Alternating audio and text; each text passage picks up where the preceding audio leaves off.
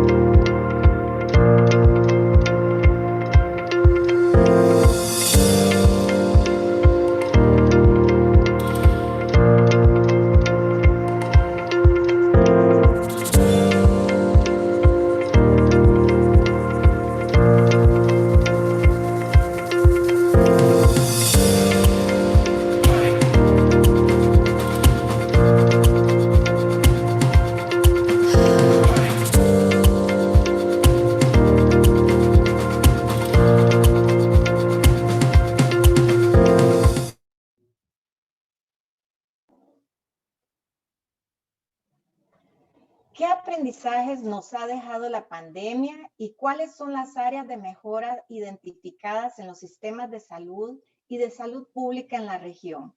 Muy buenos días. Para la Federación Centroamericana y del Caribe de Laboratorios Farmacéuticos FedePharma, es un gusto contar con su compañía en esta mañana, en un espacio donde tendremos la oportunidad de conversar sobre las lecciones que nos ha dejado la pandemia COVID-19 y las áreas de mejora, tanto en los sistemas de salud como en las políticas públicas de la región, con énfasis en algunos de nuestros países. A continuación voy a darles algunas indicaciones técnicas generales. En primer lugar, les agradecemos, por favor, se sirvan mantener sus cámaras y micrófonos apagados. Tienen la posibilidad de personalizar desde su computadora la forma en que se distribuye la composición de la pantalla para que puedan presenciarla de una manera más cómoda. En la pantalla a continuación veremos la agenda que seguiremos el día de hoy. La pandemia de COVID-19 es descrita muchas veces como una crisis global nunca vista. Sin duda alguna, en un mundo globalizado como el actual, los contagios y la expansión de la enfermedad no parecen conocer fronteras y, por lo tanto, tampoco nacionalidades ni clase social. Es cierto, la velocidad de la expansión del coronavirus no tiene precedentes. Sin embargo, la COVID-19 está muy lejos de ser la enfermedad más mortífera a la que se ha enfrentado la humanidad. Y esto se debe, en gran parte, a la manera de atacarla gracias a los avances en la comunicación, la globalización tecnológica que permite alertar a la población para tomar medidas adecuadas, así como la preparación y la mística de miles de personas que se encuentran en primera línea de atención en los centros médicos y, por supuesto, a la generación de la vacuna desarrollada en un tiempo récord, menos de un año, gracias a los esfuerzos conjuntos entre gobiernos, organismos internacionales, fabricantes y científicos y, sin duda, a los avances en investigación farmacéutica y médica acumulados por la humanidad. La contracción económica y las consecuencias en el empleo, en las familias y en la salud son evidentes. Lo vemos a diario informado por los medios, por ustedes, señores periodistas. ¿Cómo podremos salir de esta situación fortalecidos como humanidad, cada uno aportando desde su función y desde su conocimiento? Para hablarnos del papel de Fedefarma en general y en esta pandemia, solicitamos al señor Álvaro Soto, presidente de Fedefarma y gerente general de Roche, que por favor tome la palabra. Buenos días, don Álvaro. Buenos días, Marcela, y buenos días a todos. Un gusto estar hoy acá y agradecerles su participación. Un especial bienvenida y agradecimiento al doctor Mauricio Vargas, que va a ser nuestro conferencista principal. El doctor Vargas es el director del programa en Gerencia de la Salud y el Centro en Sistemas de Salud y Seguridad Social del ICAP. También quisiera darle la bienvenida y especial agradecimiento a nuestros panelistas, al doctor Álvaro Avilés de Costa Rica, al doctor Javier Sáenz de Panamá, al doctor Julio Valdés de Guatemala y al doctor José Yunen de la República Dominicana. También está con nosotros como parte de la federación nuestra directora ejecutiva Victoria Brenes, y me acompaña también Nicolás Maquiavelo, que es el gerente general de Sanofi y también vicepresidente de la federación. A todos los comunicadores, periodistas de medios y público en general que nos acompañan, realmente sean bienvenidos. Agradecemos su tiempo y su participación en este evento. La Federación Centroamericana del Caribe de Laboratorios Farmacéuticos, Fedefarma, es una entidad gremial que agrupa a 19 compañías farmacéuticas de investigación y desarrollo, que comercializan sus productos en la región de Centroamérica y el Caribe, y que con esto crean un importante impacto social y económico en la región. Parte importante de nuestra misión consiste en promover el acceso a los avances de la ciencia médica y sobre todo que esos avances en la ciencia beneficien a los pacientes, a las personas que realmente lo necesitan. Parte de esa misión lo hacemos a través de programas de apoyo a las instituciones con un enfoque al acceso a los medicamentos y a la sostenibilidad de las mismas.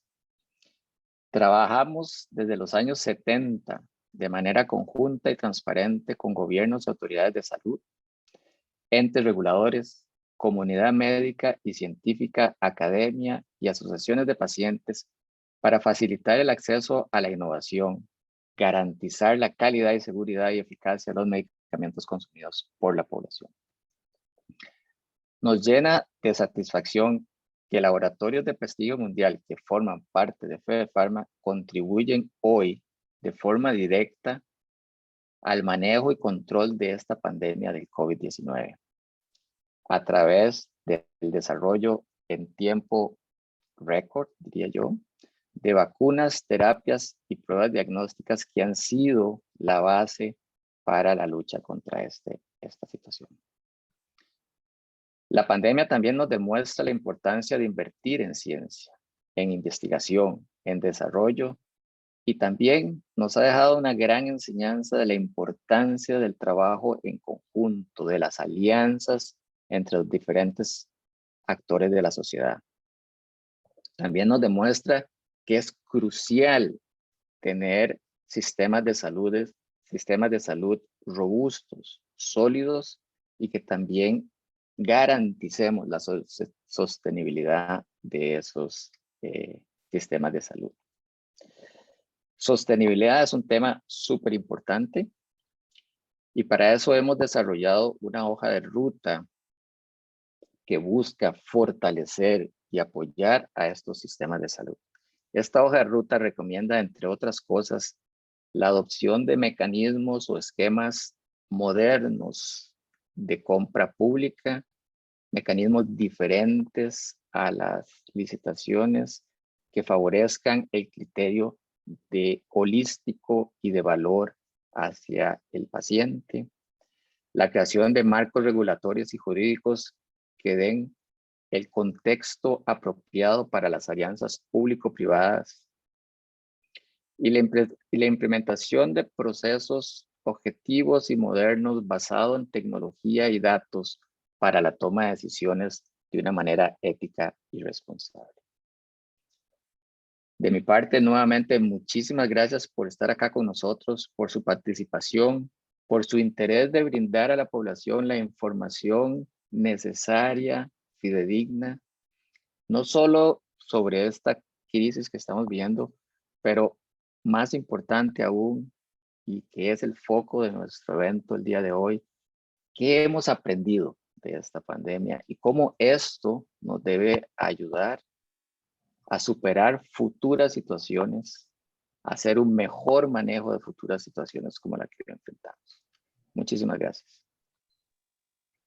Muchísimas gracias a usted, don Álvaro, por sus palabras, y efectivamente hace usted la introducción de 3 temas de gran importancia para los países de nuestra región, como lo son las compras públicas, marcos regulatorios y jurídicos que tengan modernidad y que estén enfocados al bienestar de los pacientes, y una toma de decisiones con base en data que permitan que efectivamente nuestras autoridades puedan tomar las mejores decisiones.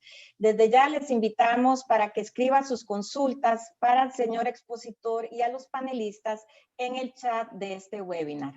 Y ahora, con mucho agrado, presentamos a la señora Victoria Brenes, directora ejecutiva de Fedefarma, quien nos hará una introducción sobre el tema que nos reúne hoy. Muy buenos días, doña Victoria. Muchas gracias, Marcela, y muy buenos días a todos. Fedefarma, representando a las 19 compañías multinacionales de investigación y desarrollo con presencia en Centroamérica y el Caribe, les agradece mucho su participación. El recuento completo de los costos humanos, sociales y económicos de la crisis de COVID-19 en Latinoamérica, tendrá que esperar. Pero ya sabemos que sus impactos son profundos, algunos de los cuales vamos a discutir hoy. Una tarea crítica para los sistemas de salud que se enfrentan con la propagación de la COVID-19 es proteger la salud de todos los ciudadanos. La fuerza laboral de salud es clave para dar una respuesta oportuna y efectiva a la COVID-19. Los médicos y personal de enfermería no solo deben tratar los casos de COVID-19, sino que también deben mantener la continuidad de los servicios en todas las demás necesidades de atención médica. Sin embargo, el número de médicos y enfermeras por habitante en algunos países es muy bajo, lo que imposibilita cumplir con este objetivo. El número de camas es otro marcador clave sobre cuán bien preparados están los sistemas de salud para abordar la creciente demanda de servicios hospitalarios debido a la pandemia de COVID-19. En lo que respecta a la inversión en salud, Latinoamérica actualmente se sitúa en un 3,8% del Producto Interno Bruto, más bajo que el 6% mínimo recomendado por la Organización Mundial de la Salud. Pero gastar mejor en salud es tan importante como gastar más, ya que la pandemia actual está imponiendo una enorme carga sobre las personas y la economía en todo el mundo. Además, una expansión en los niveles de gasto también debe venir asociado con una reducción en el mal gasto. ¿Qué quiero decir? Con una reducción en aquel gasto que no ofrece ninguna mejora en los resultados de salud en términos de calidad de vida de las personas, seguridad y eficacia de la atención. A la larga, esta pandemia puede ofrecer una oportunidad para priorizar la salud como una buena inversión para los países y reforzar los sistemas de salud en su conjunto. Si bien es muy necesario destinar más recursos a la salud, la identificación y reducción del mal gasto es crucial para asignar mejor los recursos, al tiempo que mejorar la calidad de la atención y los resultados para la población. En resumen, la mala asignación y ejecución del gasto sanitario está desacelerando, si no deteniendo, el camino hacia la cobertura universal de salud que buscamos en Latinoamérica. Por lo tanto, Avanzar, invertir y desarrollar sistemas de salud pública de mayor rendimiento debería ser una prioridad importante para todos los países. En lo que respecta a la industria farmacéutica a la que Fedefarma representa, cabe mencionar que su aporte en el manejo y control de la pandemia ha sido trascendental.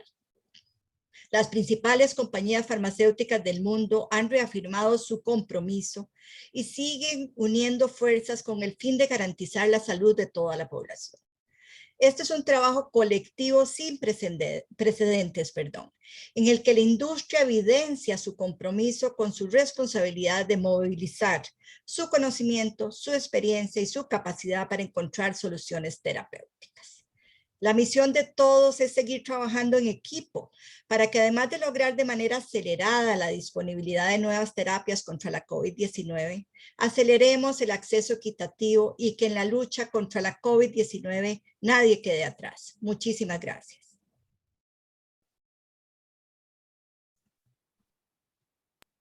Muchas gracias, doña Victoria. Sin lugar a dudas, el tener un mejor gasto en salud en nuestros países, la promoción y fortalecimiento de nuestros sistemas de salud y las políticas públicas, y por qué no, pensar en un sano establecimiento de alianzas público-privadas de la manera en que lo establecen los Objetivos de Desarrollo Sostenible, pueden ser vías para mejorar nuestros sistemas de salud en la región.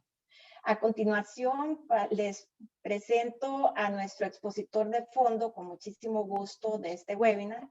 Contamos con la participación del doctor Mauricio Vargas Fuentes, de quien ya nos conversó un poquitito don Álvaro. El doctor Fuentes es el director del Programa de Gerencia de Salud y del Centro en Sistemas de Salud y Seguridad Social del ICAP. Aparte de ser médico y cirujano, tiene una maestría en Administración de la Salud y Salud Pública. Es docente y consultor en Gerencia de la Salud y Sistemas de Salud en América Latina en diversas instituciones.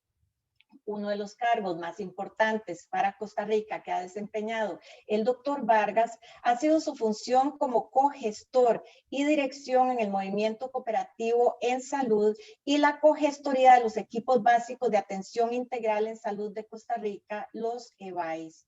El doctor Vargas, adicionalmente, fue viceministro de Salud y además, como les mencionaba, director de la Escuela de Salud Pública de la Universidad de Costa Rica, presidente de la Alianza Latinoamericana de Salud Global y coordinador del Programa de Gerencia de Salud y el Centro en Sistemas de Salud y Seguridad Social del ICAP. Doctor Vargas, bienvenido y buenos días. Muy buenos días, doña Marcela y compañeros todos que estamos participando de esta actividad tan importante.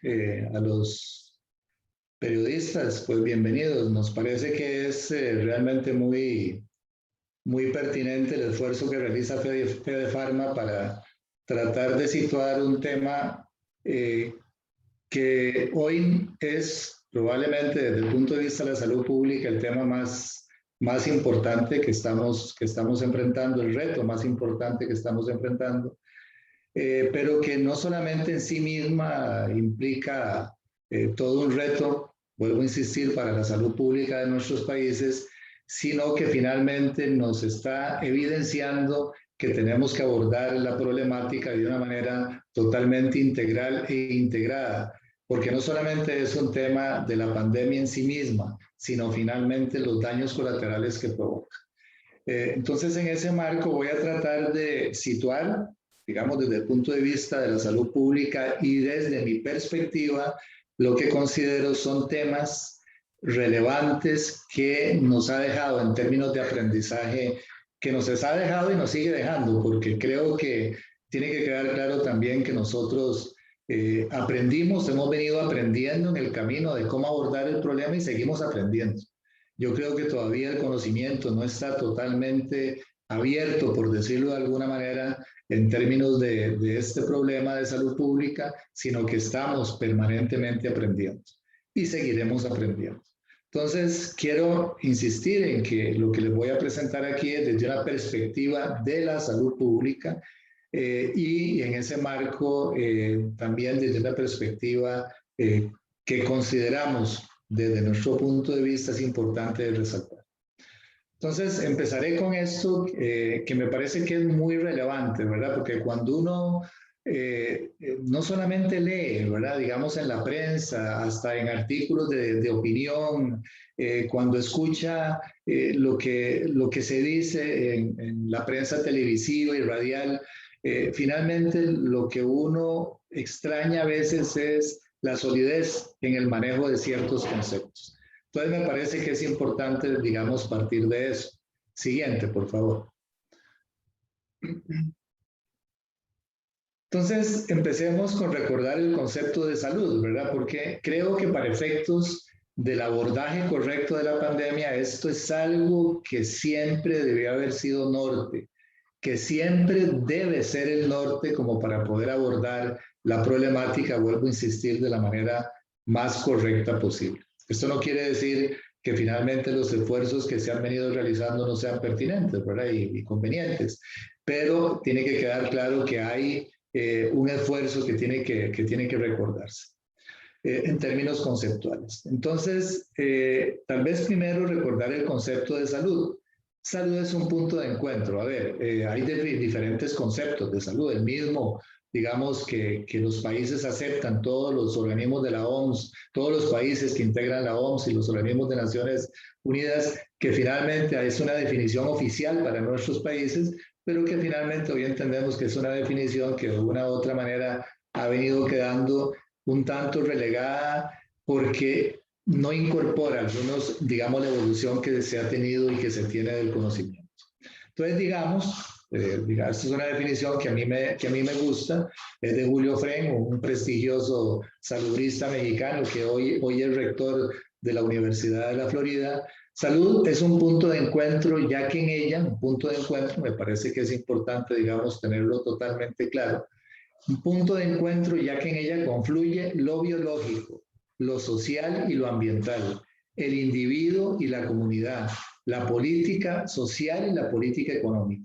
El concepto entonces, este concepto que les estoy planteando, ya les digo que hoy el desarrollo del conocimiento nos lleva a entender la salud desde una perspectiva mucho más integral, y creo que eso es vital, digamos, como para poder abordar un problema de este tipo. Es un punto de encuentro, ya que en ella confluye todo. El virus es lo biológico, el ser humano, las características del ser humano son características biológicas, pero la realidad social y ambiental en que se desenvuelve ese ser humano es fundamental para que tenga salud. Las prácticas individuales, el individuo, las prácticas sociales, la comunidad, las políticas de gobierno, la política social, la política económica, todo finalmente incide en la salud de la gente. Y esto es tan importante, digamos, reconocerlo así, porque finalmente el concepto de salud vigente, correcto, digamos que ha pasado ya pues, realmente por todos los escáner, por decirlo de alguna manera, de la evolución del conocimiento, hoy nos lleva a reconocer que la salud está determinada socialmente. El concepto de salud pública es otro concepto que es importante, digamos, recordar y que es muy importante para poder abordar adecuadamente el problema. El concepto de salud pública implica que la población es el nivel de análisis de la salud pública. O sea, el médico, cuando atiende a un paciente, lo ve como individuo. Lo correcto sería que lo viera en su contexto social, ¿verdad? Eso es, digamos, algo por lo que abogamos los que estamos metidos, trabajando, digamos, en este campo.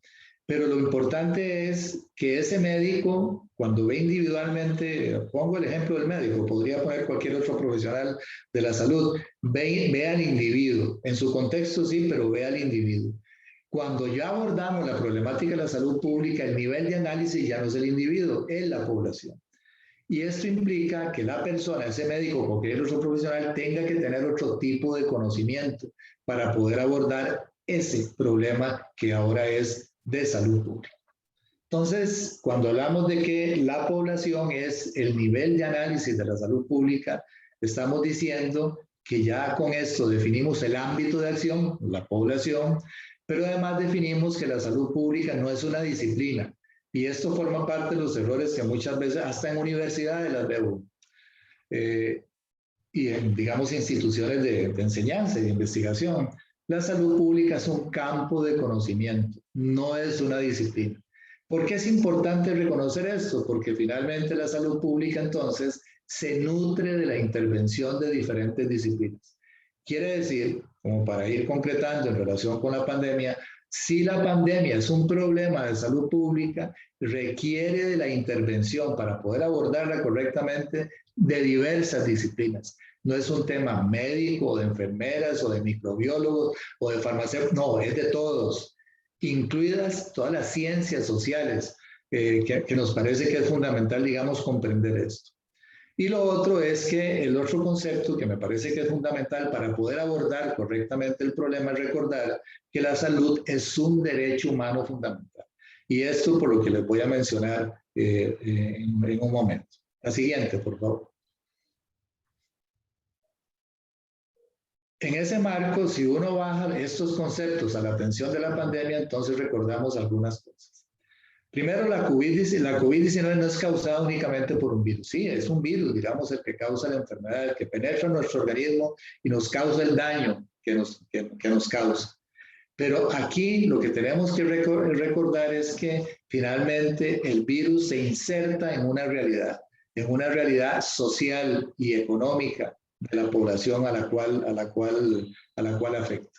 Entonces, vuelvo a insistir aquí en la importancia de recordar la determinación social de la salud.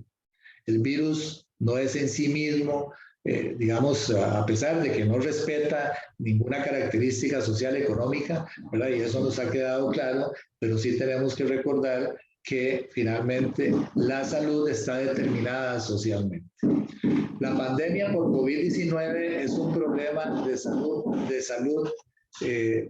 salud pública. Por lo tanto, su correcto abordaje requiere de una intervención multi, inter y transdisciplinar. Poner en contradicción, y este es otro tema que me parece que es muy importante, poner en contradicción la economía y la salud es totalmente incorrecto. Y esto lo reitero porque parte de lo que se ha planteado en el camino es que son cosas, ¿verdad? Que cuando cierro comercio, ¿verdad? Es que estoy afectando la actividad comercial y estoy afectando el empleo únicamente. No, es que cuando afecto el empleo de la gente y afecto el comercio, digamos, el trabajo de la economía, finalmente estoy afectando la salud de las personas. Entonces es incorrecto poner en contradicción la economía y la salud. La economía, es un determinante de la salud. Lo otro es que la atención de la pandemia debe coexistir con la atención de la morbilidad prevalente. Y este es otro tema que me parece que es muy importante de tener en consideración. ¿Y por qué es tan importante esto? Bueno, porque hemos privilegiado la atención de la pandemia. Todos los sistemas de salud en el mundo la han privilegiado. Todos. Y la realidad de la región centroamericana, la región del SICA, no es la excepción. Todos los países han privilegiado la atención de la pandemia. Y han dejado de lado la atención de la morbilidad prevalente, digamos, que existe en nuestros países, que existe, digamos, en el mundo entero. De una u otra manera, tenemos que reconocer con esto que finalmente violentamos el derecho a la salud de un grupo de población. Al priorizar la atención de la pandemia, no estoy diciendo que no se deba hacer de esa manera, pero finalmente es importante también reconocer que la priorización de la atención de la pandemia deja de lado la atención de la morbilidad prevalente en nuestros países. La deuda, el pasivo que estamos creando con esta priorización no la tenemos clara. Y los efectos probablemente, cuando digo pasivo es que estamos creando una deuda, o sea, estamos dejando, si todos nuestros sistemas tienen listas de espera, estamos aumentando de una manera realmente impresionante esas listas de espera. Bueno, esa deuda, ese pasivo que estamos creando, no lo tenemos claro todavía. Y los efectos probablemente van a comenzar a verse en el mediano y en el largo plazo. Siguiente, por favor. Lo otro es que las pandemias, vea que aquí hablo de las pandemias, son un asunto de salud global. Esto no es un tema de Costa Rica, ¿verdad? ¿Por qué? Porque el virus no reconoce fronteras, ¿verdad? Entonces, por eso es que los Estados Unidos ven la problemática de la pandemia no como un asunto únicamente, ¿verdad?, de los Estados Unidos, ¿verdad? Por eso es que, digamos, ahora el gobierno de los Estados Unidos va dar al sistema COVAX una enorme cantidad de vacunas, pues para ayudar a que la población en el mundo tenga acceso a la vacuna.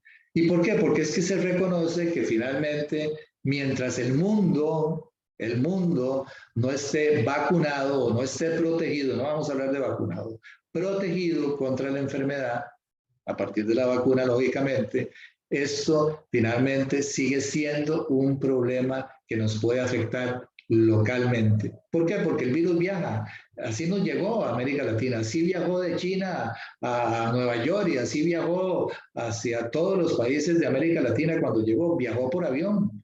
¿Verdad? ¿Por qué? Porque finalmente el turismo, por ejemplo, que es una actividad económica, finalmente propicia que la gente tenga, pues siempre mantenga, digamos, un riesgo. Entonces, tenemos que entender que las pandemias son un asunto de salud global, no es un asunto de un país. Para abordarlo correctamente, todos debiéramos estar conciliados, trabajando realmente de una manera integral. Y en la región, por ejemplo, del sistema de integración centroamericana, esta región es propicia, digamos, o promueve la integración. Bueno, el tema de la salud y la atención de la pandemia debiera ser un asunto de todos los países conjuntamente, cosa que ustedes ven que por razones de diferente tipo, pues es un tema realmente complicado.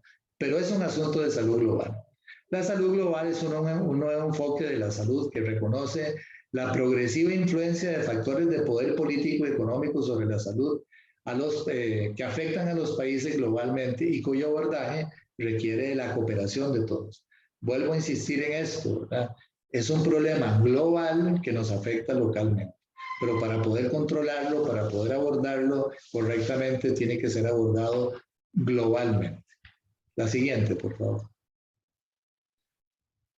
Vuelvo a insistir, la pandemia es un asunto de salud global, ya lo decía, bueno, y que, digamos, en la región del Zika, pues debiéramos estar trabajándola, digamos, como un problema con esas características, ¿verdad? Para poder abordarlo, digamos, correctamente. Siguiente, por favor.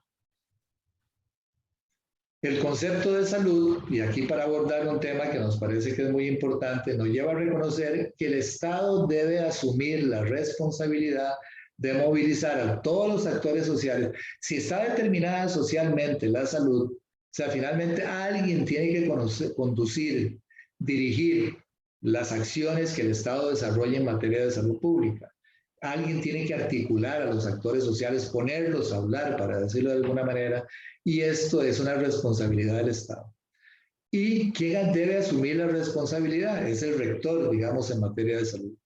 Y en los países hay diferencias, pero en toda la región centroamericana, por ejemplo, los rectores, y en América Latina en general, los rectores de la salud, las instituciones rectoras son los ministerios. Con una situación que es particular porque los ministerios en toda América Latina y Centroamérica, lógicamente no es la excepción, tienen una función dual, ¿verdad? Son esencialmente prestadores de salud, pero también tienen un deber rector. Lo que priorizan es la atención, la rectoría está relegada. Costa Rica es una excepción, Costa Rica tiene claramente diferenciada, separada la rectoría de la atención. La Caja Costarricense del Seguro Social es la institución que tiene la responsabilidad por la atención de la gente. Y el Ministerio de Salud es un ente únicamente rector, esencialmente rector. Entonces, esto es algo que es importante también de tener presente, que la conducción de la salud tiene que tener un liderazgo, tiene que haber autoridad en los países por parte de las instituciones rectoras para poder realmente conducir el abordaje de la salud pública en general, pero más de un problema tan serio como es la pandemia, en este caso por COVID-19. La siguiente, por favor. Aprendizajes a los, digamos, vuelvo a insistir, desde la perspectiva nuestra, desde la perspectiva de la salud pública, algunos aprendizajes que creo que hoy, cuando estamos cumpliendo 15 meses de la llegada de la pandemia, creo que es importante recordar. Siguiente, por favor.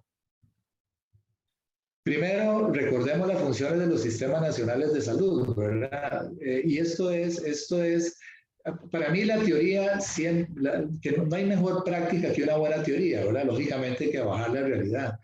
Pero si no tenemos claro cuáles son las funciones de los sistemas de salud, de los sistemas nacionales de salud, de todos los sistemas nacionales de salud, porque esto es aplicable a todos los sistemas de salud en el mundo, es un marco conceptual en materia de sistemas de salud, pues tenemos que recordar que todos los sistemas de salud tienen una responsabilidad rectora, vuelvo a insistir, tiene que existir la rectoría, tienen que asegurarle los servicios a la gente, aseguramiento de los servicios, tienen que financiar correctamente esos servicios y tienen que proveerlos correctamente. Son funciones en tiempos de normalidad o en tiempos de crisis sanitaria como la que estamos viviendo. O sea, lo que quiero decir con esto es que dentro del funcionamiento normal de los sistemas de salud, en el marco de la morbilidad y mortalidad prevalente en nuestros países, siempre tiene que existir la rectoría de la salud. Tienen que asegurarse los servicios, tienen que financiarse correctamente y tienen que proveerse correctamente. En tiempos de crisis sanitaria también tiene que existir eso, solo que hay una crisis. Entonces, por ejemplo, hemos visto cuando priorizamos la atención de la pandemia, entonces el financiamiento y la provisión se han, digamos, se han dado a la gente pues que tiene el problema, que tiene que enfrentar este problema de salud, que es digamos, que es la enfermedad por COVID-19.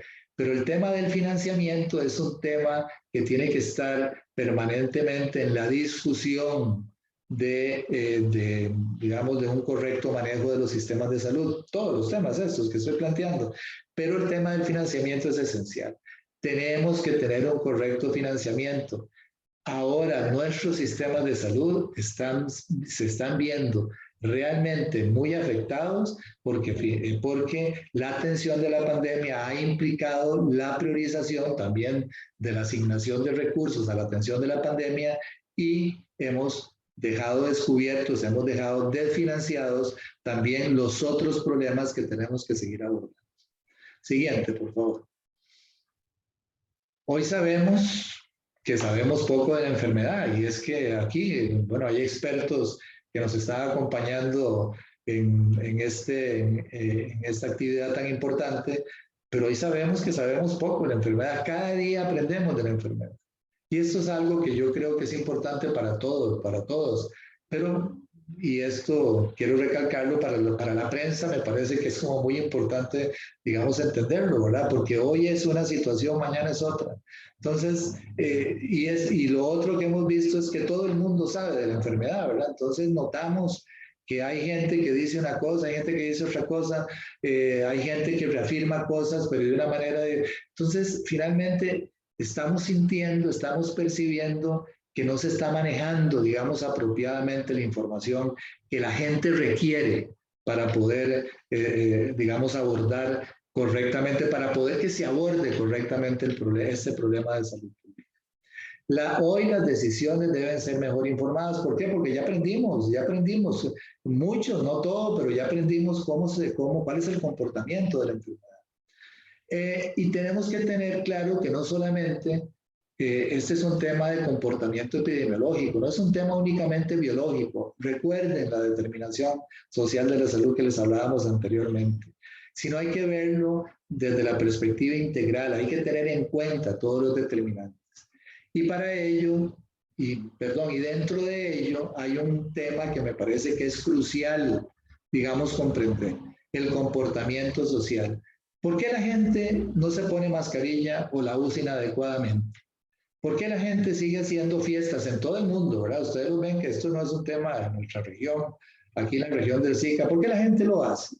¿Por qué la gente no hace caso muchas veces, digamos, de las disposiciones o de los lineamientos que son emitidos por las autoridades sanitarias? ¿Por qué no lo hacen?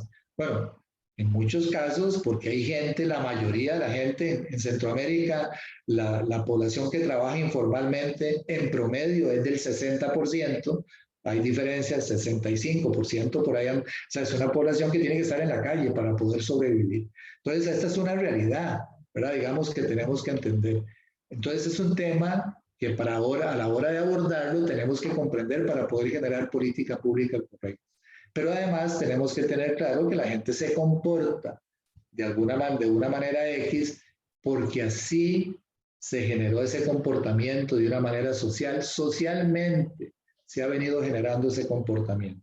Y hoy, pues no podemos pedirle a la gente, bueno, sí le podemos pedir, pero tenemos que dar el mensaje correcto, entendiendo ese comportamiento social, para poder, digamos, lograr que la gente responda de una manera diferente a lo que lo ha venido haciendo.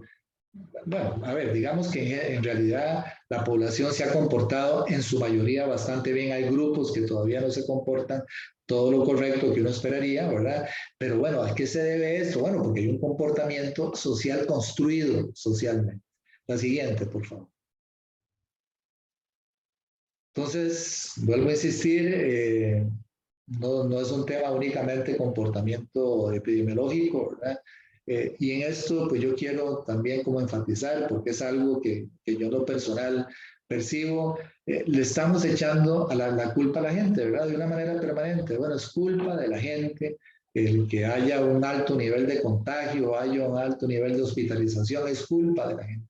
Sí, es culpa de la gente, pero es culpa también de nosotros, los que tenemos la responsabilidad, bueno, a ver, de la gente que tiene la responsabilidad de generar política pública.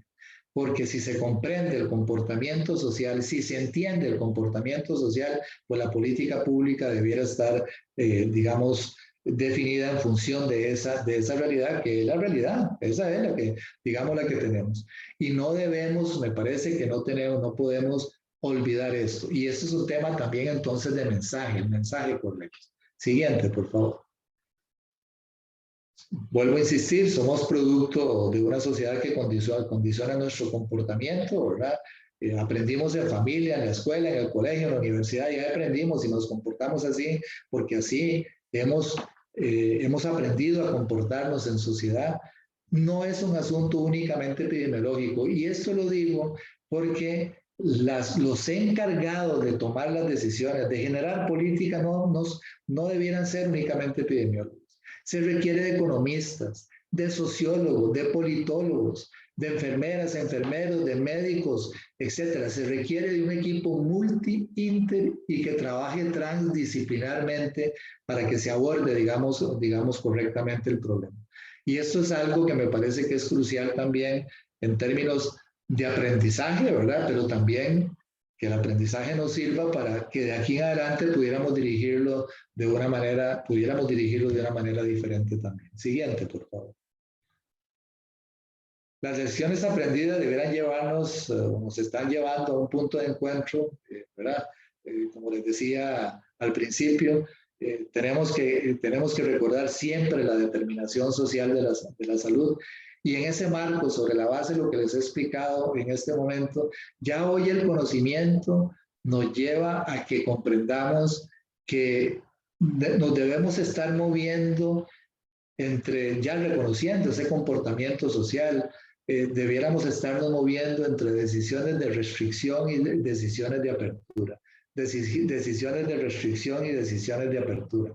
¿Y por qué es esto? Bueno, porque hay estudios, se genera investigación que nos dice, mire, si sigue este comportamiento puede ser que pase esto, si sigue este otro comportamiento puede ser que suceda esto. O sea, hay un conocimiento que se está generando permanentemente y que nos llama la atención a que no podemos estar muchas veces totalmente, la economía totalmente abierta, ni puede estar totalmente cerrada por lo que les decía anteriormente, porque la economía es un determinante de la salud.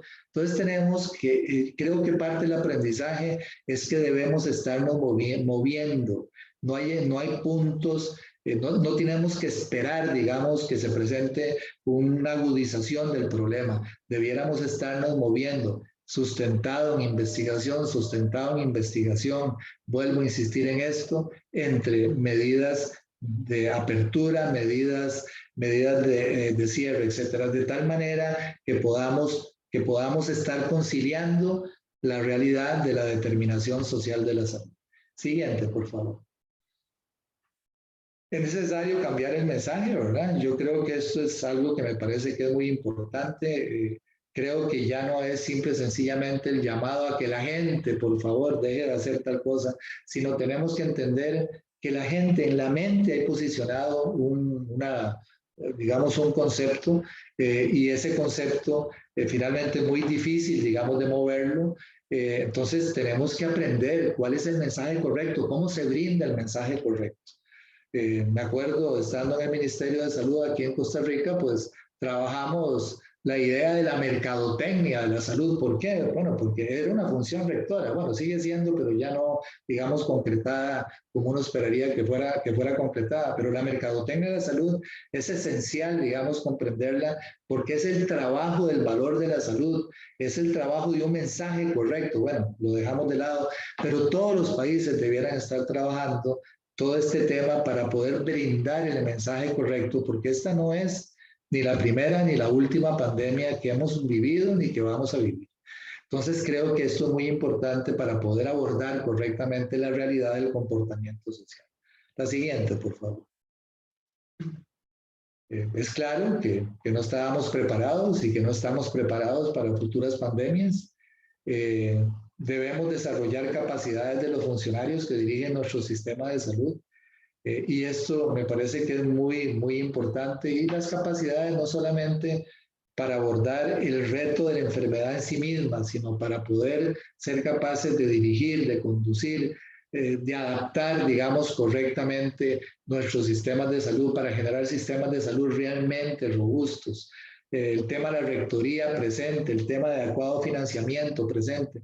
Este desarrollo de capacidades son vitales para generar realmente una mejor respuesta hoy y ante futuras emergencias que se puedan presentar en el futuro. Es un deber que tienen los países de poder formar a su gente para abordar correctamente problemas en general, ¿verdad? No solamente el tema de pandemia, sino en general los problemas de salud pública. Siguiente, por favor. La necesidad del ejercicio rector, recordar esto, enfatizarlo, que la rectoría alguien tiene que conducir ese trabajo, esa articulación de los actores sobre la base de este conocimiento que de una manera pues resumida he tratado de compartir con ustedes, y que la rectoría pues se ejerce con liderazgo, ¿verdad? O sea, ser capaz de que los ministerios muevan a los actores sociales para que hagan lo que tienen que hacer y con autoridad, ¿verdad? Creo que esto es muy importante. Tiene que existir un sustento legal siempre que le dé la autoridad a los ministerios para poder hacerlo correcto. Siguiente, por favor. Y muchas gracias. Les agradezco realmente la oportunidad a FedePharma y a todos ustedes por compartir estas ideas y estoy a la orden para cualquier consulta posteriormente.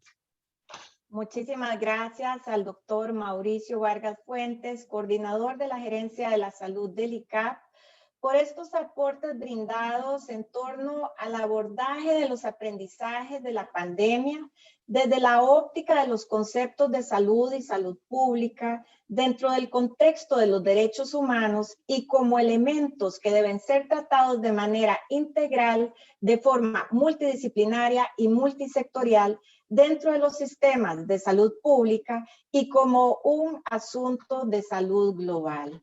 Les recuerdo, por favor, anotar sus preguntas y consultas en el apartado que ven abajo de sus pantallas denominado preguntas y respuestas. Procuraremos darle respuestas a todas ellas durante nuestra webinar y de no ser posible por ser preguntas muy específicas o que nos quedemos sin tiempo, les responderemos de manera individual a cada uno de ustedes.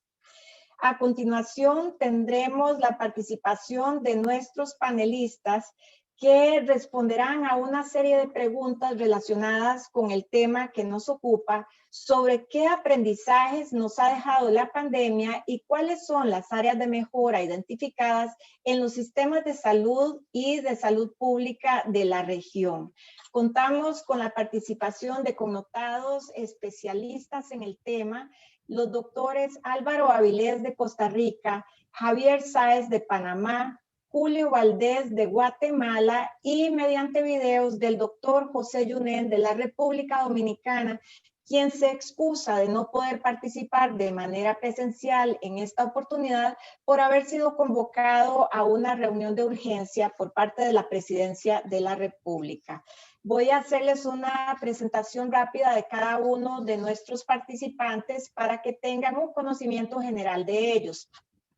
El doctor Álvaro Avilés es médico y cirujano con una especialidad en infectología y medicina interna.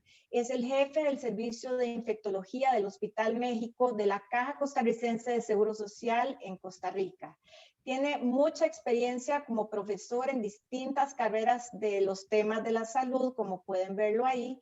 Es expresidente de la Asociación Costarricense de Infectología, miembro de la Comisión Nacional de Vacunación y Epidemiología y de la Comisión para la Preparación de la Pandemia por Influenza del Ministerio de Salud en representación de la Caja Costarricense de Seguro Social. Adicionalmente, ha participado en una buena cantidad de publicaciones, ya sea como autor o como coautor. Bienvenido, doctor Avilés. A continuación, el doctor Javier Sáez, quien es el jefe del Departamento de Infectología y director de investigación clínica del Hospital del Niño José Renán Esquivel en Panamá. El doctor Sáez cuenta con una formación doctoral en pediatría y postdoctoral en infectología. Actualmente es jefe del Departamento de Infectología y director de investigación clínica del Hospital del Niño José Renán Esquivel, como les mencioné anteriormente, y miembro del Comité Nacional de Bioética en Investigación. Es investigador distinguido del Sistema Nacional de Investigación y del Centro de Investigación en Vacunas en Panamá. El doctor Sáez ha realizado múltiples publicaciones y trabajos de investigación y es un profesional de reconocido prestigio internacional. Muchas gracias, doctor Sáez, por acompañarnos en esta mañana. A continuación, el doctor Julio César Valdés Díaz de Guatemala. El doctor Valdés Díaz es médico y cirujano con estudios de posgrado en salud pública y economía de la salud, habiéndose desempeñado principalmente en espacios vinculados a los sistemas de salud pública en el área político-estratégica. El doctor Valdés ha fungido como viceministro de salud, fue consultor para el área de medicamentos de la OPS por casi una década.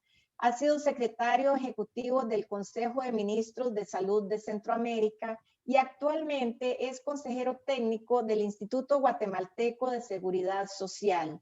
Adicionalmente, es docente universitario y consultor independiente en las áreas de salud pública, gestión de suministros, planificación y gestión político-estratégica. Muchas gracias, doctor Julio Valdés, por acompañarnos el día de hoy.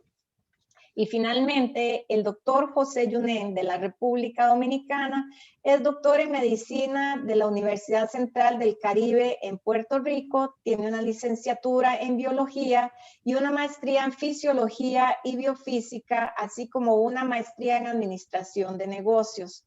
Ha realizado internados, estudios y diferentes prácticas en los Estados Unidos, donde es reconocido en varios estados y miembro de los diferentes boards. Adicionalmente, es expresidente de la Sociedad Dominicana de Medicina Crítica y ha sido el primer médico latinoamericano aceptado en la Gemba Academy. Ahora, señores panelistas, nada más para comentarles, tendrán un periodo de 2 minutos para responder a las preguntas. Haremos las mismas preguntas base para cada uno de ustedes y cuando vayan quedándoles 30 segundos en sus participaciones, voy a mostrarles este relojito para no interrumpirlos, pero para que puedan ir cerrando su participación. Les agradecería a los doctores si pudieran, por favor, encender sus cámaras para que nuestros colegas periodistas puedan verlos a ustedes. Estimados doctores, vamos con la primera pregunta. ¿Cuáles son los principales impactos de la pandemia en el sistema de salud? ¿Qué lecciones se aprendieron? Tenemos un tiempo de respuesta de 2 minutos cada uno. Vamos a iniciar con la respuesta que nos ha brindado vía remota el doctor José Yunen.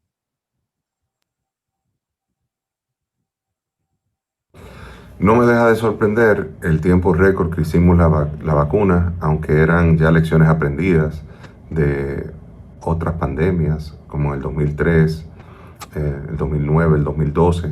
O sea que... Pero vuelvo y repito, el poder hacer las vacunas en tiempo récord y comenzar a ponerlas lo antes posible es un avance en la ciencia increíble. Ya lo otro que aprendí es que todo es geopolítica y que interesantemente las cosas no son un prender y apagar. Gracias, doctor Yunen. La misma pregunta para el doctor Javier Sáez, por favor. ¿Cuáles son los principales impactos de la pandemia en el sistema de salud y qué lecciones se aprendieron?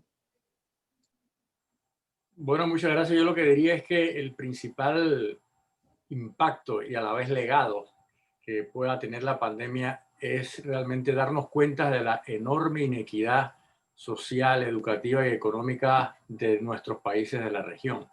Y lógicamente eso ha influido en los desenlaces que ha tenido la pandemia en nuestros países, ¿no?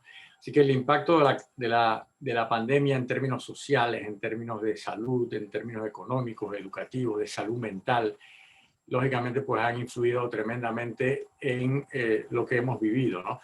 Realmente nosotros hemos vivido más que una pandemia, hemos vivido una sindemia, porque los determinantes sociales han influido tremendamente en los resultados, ¿no? Y lo otro que es importante es el rol del personal de salud en combatir la infodemia, las noticias falsas. Y aquí, lógicamente, pues el personal de salud ha tenido que salir a las redes sociales a criticar y a combatir toda esta desinformación. Y, lógicamente, pues el rol de los medios de comunicación en nuestro país ha sido fundamental, con algunas excepciones, lógicamente, para tratar precisamente de brindar la mejor información al público para que acepte, por ejemplo, las vacunas. Y al final yo también quisiera destacar el rol que ha tenido la ciencia, ¿no? La ciencia ha desarrollado modelos predictores epidemiológicos a base de inteligencia epidemiológica, test diagnósticos en un tiempo récord, terapias, bases de datos digitales, herramientas sociológicas también. Y finalmente, pues, como bien decía el doctor Yunen, las vacunas, ¿no? Que en tiempo récord, aunque había mucho trabajo previo, pues han sido desarrolladas y son las que finalmente nos están sacando del túnel, ¿no? A todo nuestro país. Muchas gracias, doctor Sáenz Llores. La misma pregunta para el doctor Julio Valdés. ¿Cuáles son los principales impactos de la pandemia en el sistema de salud y qué lecciones se aprendieron? Bueno, muchas gracias. Realmente es muy difícil pensar que tenemos un sistema de salud como tal, ¿no? Probablemente es un sector salud configurado para atender una demanda. Y realmente nos encuentra entonces la epidemia con un sistema de salud fragmentado y dividiendo a la población en la entrega del servicio. Eso de entrada genera ya un problema para responder una pandemia como la que estamos encontrándonos en este momento, ¿no?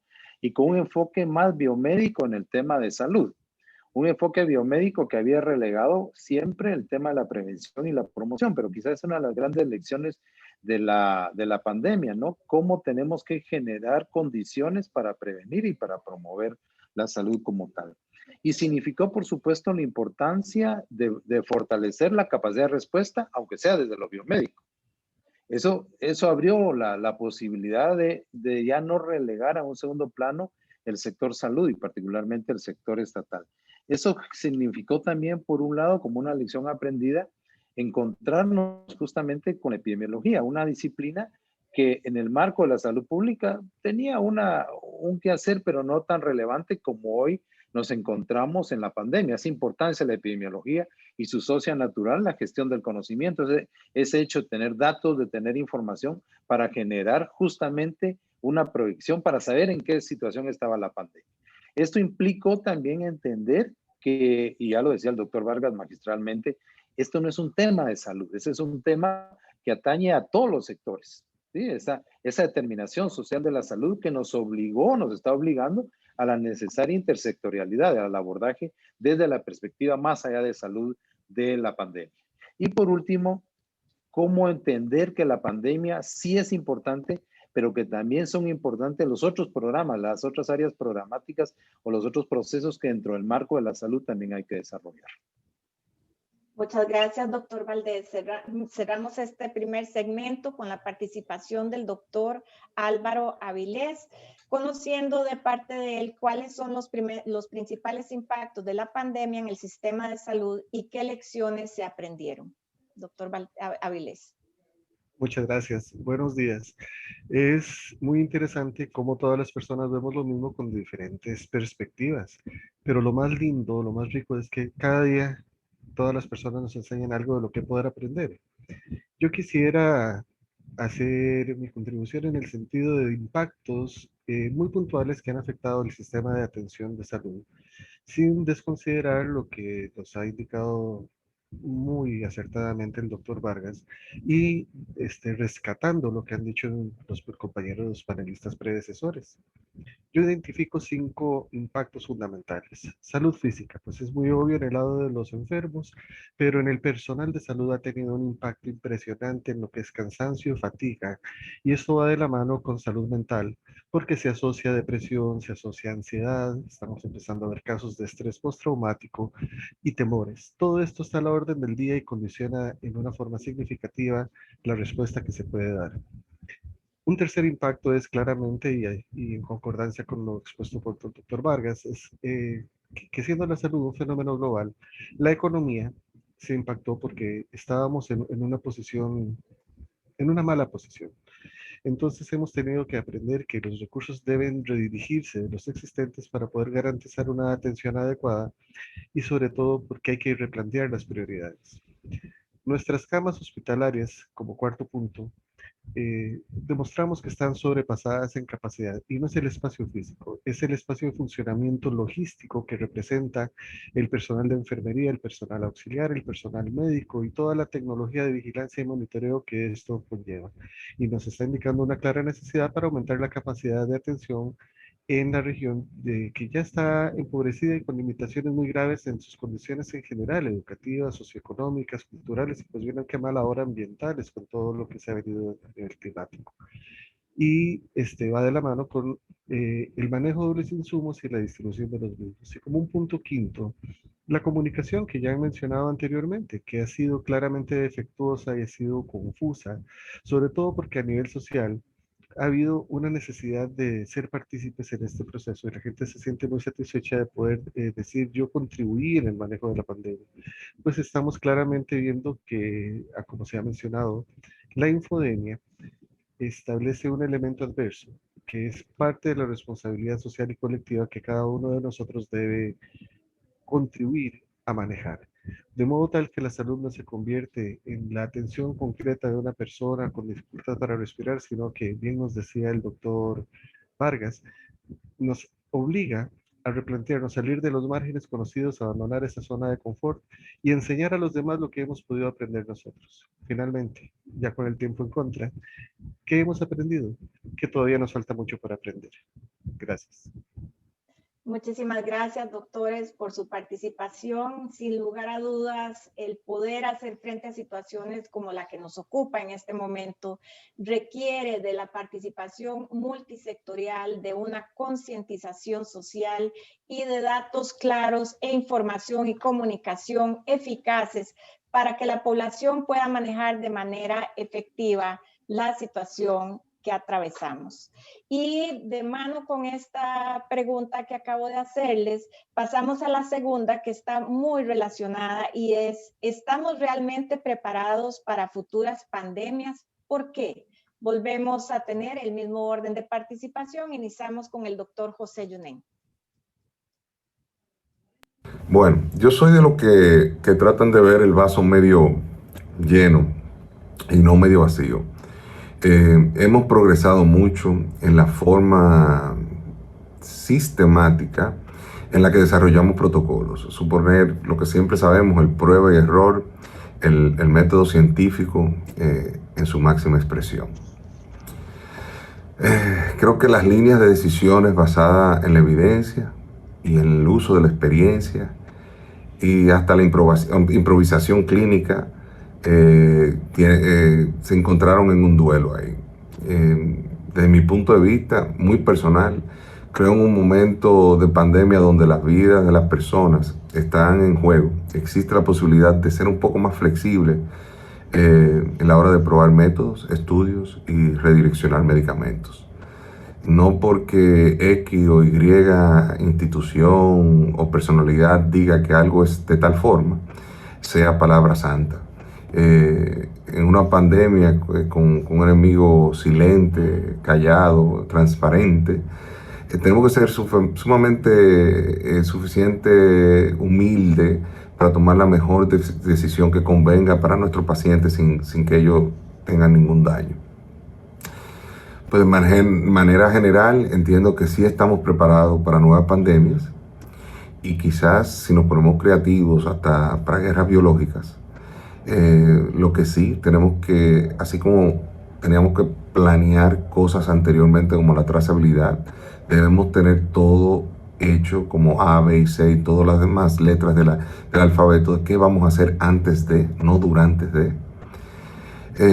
Y nada, y escuchar nuestro olfato y nuestro instinto clínico y de nuevo con el único interés que nos conviene, que es el interés del paciente. A continuación, el doctor Sáez Llorens con la misma pregunta. ¿Cree usted, doctor, que estamos realmente preparados para futuras pandemias? ¿Por qué? A mí me gustaría ver el vaso medio lleno, pero quizás yo lo veo en la mitad todavía, ¿no? La pandemia ha desnudado las falencias de nuestros sistemas de salud. Hemos visto cómo la atención comunitaria, la atención primaria, la prevención a nivel de la comunidad ha sido muy deficiente en muchas partes del mundo, incluyendo los países desarrollados, ¿no? Porque muchos países desarrollados realmente también sufrieron los estragos de esta pandemia. Así que no es una condición específica de nuestros países de la región, ¿no? También hemos visto, por ejemplo, la importancia de reformar la educación científica del personal de salud, porque hemos visto bastante también deficiencias en ese sentido de protocolos de terapias o de cajitas ambulatorias para las terapias iniciales que realmente no estaban basadas en ningún tipo de evidencia, ¿no? Entonces, esas falencias realmente han sido desnudadas durante esta pandemia. Y ojalá que el legado sea precisamente reforzar todo esto, ¿no? Quizás a mí me gusta ser positivo, optimista, pero también hemos visto que esta pandemia ha sacado lo peor de muchas personas, ¿no? También lo mejor de bastante, pero también lo peor de muchas personas en términos de empatía, de solidaridad, del famoso juega vivo de nuestros países en que hay privilegios, hay VIP para la vacunación. Y realmente esto realmente mina la credibilidad de nuestros sistemas de salud y de nuestras autoridades políticas, ¿no? Y todo esto lo hemos visto, ¿no? Así que yo espero que al final tengamos no volver a la normalidad, sino que tengamos una mejor normalidad de la que teníamos antes, porque las inequidades sociales, educativas, económicas han estado siempre presentes en nuestros países y ojalá el retorno sea mucho mejor para precisamente afrontar las próximas pandemias con una mejor preparación. Gracias, doctor Sáez Llorens. En el mismo sentido, doctor Valdés, ¿qué piensa usted al respecto? ¿Estaremos preparados para futuras pandemias y por qué? Bueno, una perspectiva puede ser ver la pandemia bajo lo social, ¿no? Y ver que esto es una emergencia, una crisis social. Y esto para mí es justamente lo que está sucediendo, cómo la pandemia también desnudó o incrementó esas brechas en términos de desigualdades. Eso es tan estructural que no estamos preparados, ¿sí? Seguramente nos hace falta mucho para la reducción de los niveles de pobreza. Países como Guatemala con 60-65% de pobreza, gente que vive con menos de $2 al día, seguramente que no está preparado para enfrentar cualquier pandemia. Pero desde el punto de vista del sistema de salud, aquí hay que reconocer que a pesar de esas deficiencias estructurales de limitados recursos y una cobertura muy parcial, el sector salud logró incrementar su capacidad y su respuesta y responder de manera oportuna, ¿no? Independientemente de los cuestionamientos que pudieran haber habido. Y ante una demanda incremental de atención que no sabíamos cuánto era realmente y un contexto de incertidumbre, porque cada vez, como se ha dicho hoy, hemos venido aprendiendo. Pero esta capacidad de reaccionar del sector salud hay que valorarla en términos positivos, que únicamente necesitó pasar de no ser marginal a estar en el centro de la atención. Llevamos 15 meses donde el sector salud y principalmente el sector estatal está en el centro de la atención y ha significado inyectarle más recursos. Entonces, pareciera que sí estamos preparados como sector salud para responder oportunamente en tanto esté en el centro de atención la salud y en tanto los recursos fluyan oportuna y en términos de la equidad. Eso es una manera, digamos, que nos obliga a repensar la salud, nos obliga a reflexionar qué estamos haciendo y cómo estamos reaccionando eventualmente ante una pandemia, ante una epidemia que nos está generando toda una crisis social, pero también hay otros problemas como el VIH, la tuberculosis, la malaria, el dengue, las coberturas de vacunación, que también nos tienen que hacer reflexionar en torno a cómo está respondiendo el sector salud y que ojalá deje de ser marginal para ese tipo de patologías o para la atención médica hospitalaria, que también es caótica en muchos de nuestros hospitales, pasar de ese estado marginal a ser el centro de atención y recibir esa inyección de recursos, esa vacuna de recursos en términos positivos, para demostrar nuevamente que sí es capaz de responder oportunamente. Y aquí hay que reconocer mucho esa capacidad de resiliencia del personal de salud, que a pesar de no conocer profundamente y del cansancio y del agobio, ha generado justamente esa respuesta que era la esperada desde la población. Muchas gracias, doctor Valdés. Nuevamente cerramos este segmento con la participación del doctor Álvaro Avilés. Doctor Avilés, ¿piensa usted que estamos preparados para futuras pandemias y por qué? No, yo pienso que definitivamente no lo estuvimos y seguimos sin estarlo. Es admirable la capacidad de compensación y de respuesta en medio de la crisis, pero eso no significa preparación. Hemos estado nada más apagando incendios y particularmente yo creo que hemos olvidado lecciones aprendidas de la historia previa, particularmente en relación con la capacidad que pudimos haber adquirido para el manejo de la influenza. Parece que no aprendimos nada y tampoco aprendimos lo suficiente de lo que sucedió al otro lado del mundo y perdimos una valiosa oportunidad de oro para prepararnos y para contener en nuestros países con sus limitaciones todo este fenómeno. Sin embargo, igual que los compañeros, cuando vemos el vaso, yo no lo quiero ver ni vacío ni lleno, yo lo quiero ver real, sin optimismo ni pesimismo. Y eso nos indica que hay recursos, pero que también falta voluntad.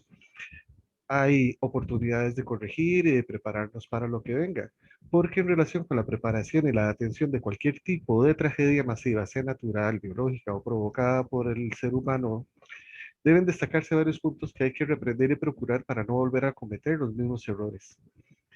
En este sentido, ya existe información suficiente que nos dice que tenemos que ser capaces de generar un plan que sea viable y concreto, que tenga por lo menos 5 etapas, una etapa de preparación con diagnóstico situacional y de probabilidades más inventario de capacidades, y va de la mano con una fase educativa que incluya comunicación y educación en el manejo de riesgos. Una segunda fase, que es una fase de simulacro, fundamental para evaluar nuestra capacidad de respuesta y mejorar a partir de ella. Una fase de mitigación frente a la crisis del impacto y de atención de las consecuencias inmediatas, para luego entrar a una fase 4 de recuperación y una fase 5 de diagnóstico final y de reevaluación. Mientras todo esto ocurre, es obligado garantizar la atención de las demás condiciones no pandémicas, pues el mundo no se detiene y hay que seguir enfrentando que la realidad no es únicamente COVID, no es únicamente SARS-CoV-2 o mascarillas o equipo de protección.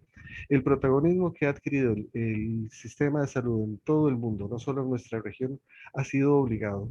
Pecado hubiera sido que no fuera protagónico, pero tenemos que entender que este protagonismo, y como lo decía el doctor Sáenz, nos debe llevar a una nueva realidad, a una nueva normalidad, entre comillas, porque el mundo no es normal. Desde mi punto de vista, tenemos vidas usuales, pero no podemos seguir cometiendo los mismos errores. Es que si seguimos haciendo lo mismo, vamos a obtener los mismos resultados. Y sería muy doloroso haber perdido 4 millones de personas para nada. Gracias. Muchas gracias, doctor Avilés. Vemos aquí algunos conceptos que se repiten entre nuestros panelistas y que revisten una particular importancia. Vasos medio llenos o medio vacíos, oportunidades de corrección y prepararnos, preparación con lo que sucedió en otras latitudes, una mejor normalidad. Apagar incendios, dejemos de apagar incendios, contar con planes estratégicos con fases bien definidas y ordenadas, empatía, capacidades del sector salud. Son algunos de los elementos que han mencionado nuestros panelistas. Y como nuestros panelistas se han ajustado muy bien al tiempo que les hemos dado, voy a ser muy benévola y en esta última pregunta les voy a dar 3 minutos a cada uno para responder. Vamos a seguir el mismo orden con que hemos venido participando, teniendo al doctor José Yunen de primero. ¿Cuáles son los principales aspectos por mejorar en nuestra salud pública en general y nuestros sistemas de salud en particular? Doctor Yunen. Esta pregunta es un verdadero reto. Y voy a citar la primera. Yo creo que acceso a la salud, aunque pueda resultar una tarea que se vea compleja o romántica, la meta de que toda persona pueda contar con un seguro médico, una iguala médica, y por tanto pueda acceder a atención médica satisfactoria, sería un hito. Nosotros como país estamos trabajando cada día más en la inclusión de estas personas, de más afiliados, de menos personas que carecen de este servicio. Y queda mucho camino por recorrer, pero si se siguen implementando los programas de atención, de afiliación y de búsqueda de afiliados, algún día yo estoy seguro que podríamos llegar a esta meta. El segundo punto que resalto por la diferencia que hay entre la medicina privada y pública es el fortalecimiento del plantel físico de los hospitales, que se ha comenzado ya. Aún tenemos deficiencia en la mayoría de los hospitales del país, o nos faltan hospitales o algunos no están tan bien equipados. Y si bien es cierto que hay muchos centros médicos sofisticados, de poca cama y de poco impacto, y aunque sean presentables y eficientes, no es secreto que esto está sujeto a su carácter de financiamiento privado. De manera pues, lo que respeta al sector público, planteles con falta de equipos, falta de cama, medicamentos, higiene, protocolos, certificación, Joint Commission, ISO y demás, tanto para el paciente, son algunas de las cosas que yo pudiese, vamos a decir, o deficiencias que pudiese citar. Muchas gracias al doctor Yunen. Hacemos ahora la misma pregunta al doctor Sáez Llorens. ¿Cuáles son los principales aspectos por mejorar en nuestra salud pública en general y nuestros sistemas de salud en particular, doctor? Bueno, yo creo que ya mucho de eso se ha tocado, así que yo no voy a utilizar los 3 minutos, pero yo creo que es importante saber que hemos tenido muchas falencias y que en muchas áreas estructurales de la salud pública debe haber mejoría sustancial, ¿no? Sobre todo en hacer énfasis en la prevención más que en la curación, atender la comunidad desde el punto de vista primario con programas de prevención y promoción de la salud, que haya más transparencia en los datos. Y eso es bien importante porque para que haya credibilidad de la población en su salud, en sus autoridades de salud, tiene que haber transparencia, tiene que haber agilidad y que los datos sean realmente eficientes y en tiempo real, ¿no? O sea, lo que llamamos nosotros el open data o los datos abiertos, ¿no? Porque tradicionalmente nuestros sistemas o nuestros departamentos de epidemiología han sido muy cerrados, muy celosos de la información, y la información tiene que ser de carácter público para beneficio de todos, ¿no? Hay mucha gente que puede ayudar, no solamente el personal de salud, sino en otras áreas de las ciencias y de las políticas, ¿no? Así que es importante tener una buena base de datos digital y transparencia y datos abiertos para realmente que las decisiones políticas en cualquier campo, no solamente de la salud, sino de otras áreas, sean basadas realmente en la mejor evidencia científica, precisamente para garantizar algo que es bien importante, que la salud pública debe privar sobre la salud individual, ¿no? Hay que dar acceso a todos los ciudadanos de un país a que tengan una calidad sanitaria y social pues, de primera mano y similar en todos los habitantes de una región. Muchas gracias, doctor. La misma pregunta para el doctor Valdés con respecto a los principales aspectos por mejorar, tanto en términos de nuestra salud pública en general como de nuestros sistemas en particular. Gracias. Es muy complejo realmente resumir en 5 aspectos un problema tan estructural como es la salud y como lo decíamos, lo hemos dicho, cuando está vinculado a los grandes determinantes o la determinación social de la salud. Pero haciendo un esfuerzo, me parece que aquí nos obliga desde la pandemia y a partir de la pandemia y durante la pandemia, la construcción prospectiva de modelos de atención en salud y modelos de gestión de la salud, que probablemente algunos de los países los tienen, ¿no? Pero ajustados a otros esquemas que no responden necesariamente a las demandas actuales y otra vez en ese parteaguas de la pandemia. A un perfil epidemiológico que va a tener sus variaciones en términos de aquellos descuidos que se han tenido en ocasión de la pandemia y por supuesto a los cambios demográficos, ¿no? Esas pirámides poblacionales que cada vez están ensanchando más en su cúspide y que significarán unas implicaciones en la prevalencia de enfermedades crónicas principalmente. Por otro lado, el mismo esquema de protección social habrá que empezarlo a abordar teniendo a la salud como el elemento central, o sea, trascender el hecho curativo al bienestar, a la calidad de vida, bienestar y llegar quizás a la protección social. Y como la salud no es necesariamente responsabilidad del sector salud, el fomento de la intersectorialidad, me parece que es crítico, es clave para abordar justamente esos factores del entorno que determinan socialmente la salud. Y esto tiene como consecuencia y ligado a la protección social, a la reducción de las grandes desigualdades e inequidades sociales que hoy por hoy en la pandemia se descubrieron o se magnificaron. Eso estamos muy claros. Pero todo esto tiene un gran norte, ¿no? Que se llama cobertura universal y acceso universal a la salud.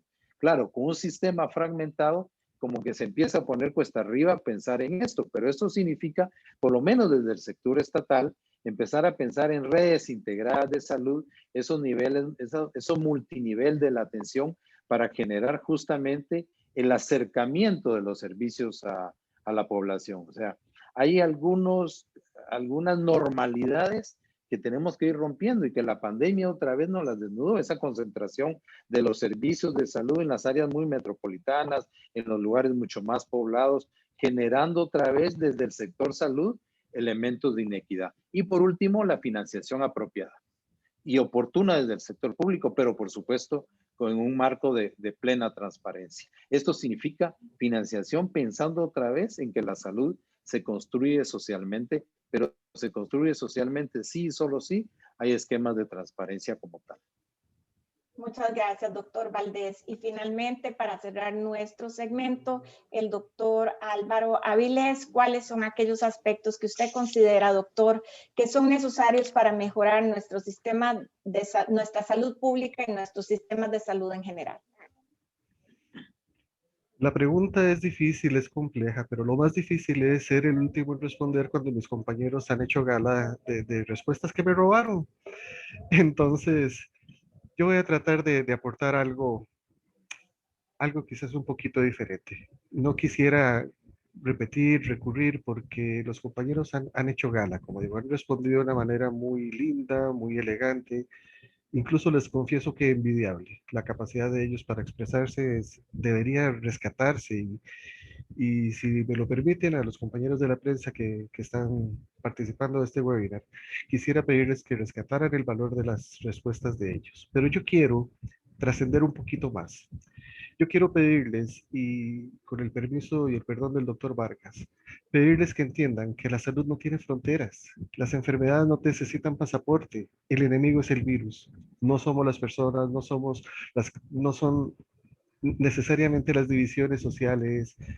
Es el ser humano el que ha puesto la principal barrera para que esto se resuelva. Les dije hace un rato que en esta región sobra capacidad, pero faltan voluntades.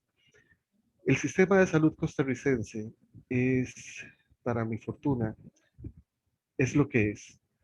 Tiene una muy buena cobertura, tiene un muy buen acceso, pero es un sistema caduco, es un sistema finito, y nosotros estamos en este momento en la región centroamericana en una presencia convulsa de situaciones que amenazan no solamente las fronteras y la economía, sino la salud misma. Y eventos anteriores en el pasado nos han demostrado que la migración por las crisis humanas han sacrificado la salud pública. Entonces yo quisiera pedirles que todos visualicen que más que solo un virus, más que solo una enfermedad, no hay fronteras. Somos una región, somos hermanos y entre todos tenemos que ver cómo sacamos agua de este bote, porque o todos nos hundimos o todos salimos adelante. La decisión del gobierno estadounidense de comprar 500 millones de dosis de vacunas para donar a través de COVAX es admirable, es loable, pero aún así no es suficiente, porque eso es como la fábula aquella del niño que está tapando el agujero en la represa. Y si para ellos ese niño salvó el planeta en aquel momento, pues nosotros no tenemos tantos niños porque tenemos demasiados agujeros en la represa de nuestra sociedad. Hay que mejorar, sí, pero lo principal que hay que mejorar, siento yo, es la naturaleza humana. El concepto de que la barrera la ponemos nosotros. El concepto de que la salud de todos depende de nosotros. Y a mí me gusta parafrasear a Carlomagno cuando decía que el resultado final es la suma de las acciones individuales. En este momento la colectividad exige que no veamos frontera por frontera, sino región por región, persona por persona, porque hoy día mi país tiene la fortuna de estar un poquito mejor. Pero si mi país toca fondo, yo no puedo esperar que las otras personas me respondan de la forma que yo necesito, porque ellos están atendiendo las necesidades y las realidades de lo que sus fronteras les han ofrecido. Entonces, ¿qué necesito yo? Retomo la parte de la educación, de ser capaces de visualizar lo mismo con ojos diferentes, tanto a nivel colectivo como a nivel individual. Y ya para finalizar, quisiera invitar a todos los miembros de la prensa a entender que ustedes son fundamentales para que diseminando la información adecuada nos ayuden a obtener un resultado provechoso. Tenemos que acabar con la infodemia, con esa sindemia que decía el doctor Sáez. Tenemos que por lo menos eliminar la parte de la mala información. 27, 28 siglos de razonamiento según la escuela helénica no tienen que pasar desapercibidos, no se pueden echar a la basura. No podemos seguir haciendo lo mismo. No podemos seguir viendo la salud de la misma forma, no podemos seguir viendo la enfermedad de la misma forma, no podemos poner barreras donde no las hay. Creo que en eso les resumo mi posición. Muchas gracias. Muchas gracias, doctor Avilés. Y nada más para decirle, cuando se reúnen varias mentes brillantes, lógicamente vamos a tener puntos de convergencia en algunas de las soluciones a los problemas que nos enfrentan. Así que muchas gracias a los tres por su visión y por sus aportes. En razón del tiempo, vamos a hacer únicamente 2 preguntas adicionales que nos hacen los compañeros de periodistas, una dirigida al doctor Vargas y otra dirigida a nuestros panelistas. El resto de las preguntas, les recuerdo, estaremos respondiéndolas vía correo electrónico a cada uno de ustedes para que tengan las respuestas correspondientes.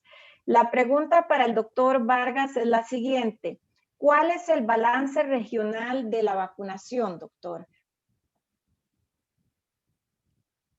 A ver, desgraciadamente, digamos, la región evidencia el problema de equidad que estamos viendo en general en el mundo, ¿verdad? En términos de acceso a la vacuna. Y creo que eso es parte de lo que mis colegas de una manera tan apropiada han abordado. En realidad, si uno ve digamos, la situación en la región, uno lo que nota es que hay países que van más rápido, digamos, en términos de vacunación, y aquí estamos hablando de República Dominicana, estamos hablando de El Salvador y Costa Rica, y vemos a otros países, bueno, que de todas maneras hay una dificultad en el acceso a la información, digamos, que algunos países producen, pero países como Nicaragua y Honduras que tienen unas muy limitadas coberturas, digamos, en este momento de vacunación. Igual Guatemala, ¿verdad? Guatemala tiene, aquí el doctor Valdés nos puede pues informar mejor, ¿verdad? Pero Guatemala en este momento pues tiene digamos una realidad limitada en términos de vacunación a nivel de la población. Y vuelvo a insistir, ¿verdad? O sea, finalmente la región es una manifestación de lo que vemos en el mundo, ¿verdad? Así que es un tema, creo yo, no solamente el tema de la vacunación, sino creo que ya lo hemos dicho, y bueno, lo reafirmó ahora el doctor Avilés. Si este es un asunto de salud global, creo que todos los países debiéramos estar sentados discutiendo, a ver, todos los países en el mundo, creo, ¿verdad? Pero bueno, centrémonos en la región. Hay un sistema de integración centroamericano, hay una política regional en materia de salud. Bueno, en ese escenario creo que debiéramos estar sentados definiendo el cómo generar equidad, al menos en nuestros países, cómo hacer para tener acceso, pero como región, ¿verdad? Digamos, en términos de equidad a la vacunación, que definitivamente es la única herramienta que nos va en este momento pues a generar una condición diferente, ¿verdad? Como para poder decir, estamos superando el problema, pero sin dejar de lado lo que hemos dicho todos, ¿verdad? O sea, en realidad necesitamos fortalecer los sistemas, digamos, toda la capacidad de respuesta que en materia de salud pública tenemos los países como para poder avanzar y estar preparados para realidades que van a enfrentarse definitivamente en algún momento. Y bueno, creo que eso es parte de los retos que se han manifestado aquí y creo que es el camino. Pero bueno, reiterar eso, que la vacunación en la región es simple, sencillamente una manifestación de lo que ve uno en el mundo en términos de equidad en el acceso. Muchas gracias, doctor Vargas. En esa misma línea viene la siguiente pregunta, que voy a unir dos preguntas en una para que ustedes, señores panelistas, la respondan. Nos preguntan si los criterios de vacunación han variado de país en país y si sería posible que en Centroamérica farmacias privadas compren vacunas de calidad en el mercado mundial. Doctor Avilés, esta vez comenzamos por usted. Muchas gracias. Cada ente rector tiene el derecho, pero sobre todo la obligación de distribuir sus recursos acorde con sus capacidades. Estas capacidades están de la mano con el inventario público de la salud y con la distribución poblacional acorde con sus factores de riesgo. ¿Qué quiero decir con esto? Que cada país determina estrategias de administración propias.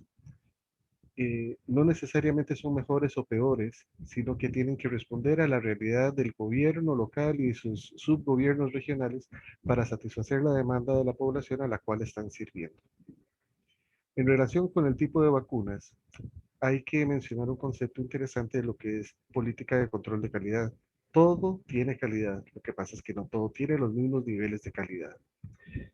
Por lo menos el gobierno costarricense se ha amparado a estructuras internacionales de alto reconocimiento y prestigio como CDC, como EMA, para que con una medicina basada en evidencia se escojan cuáles son los productos que se van a adquirir para comprar y aplicar.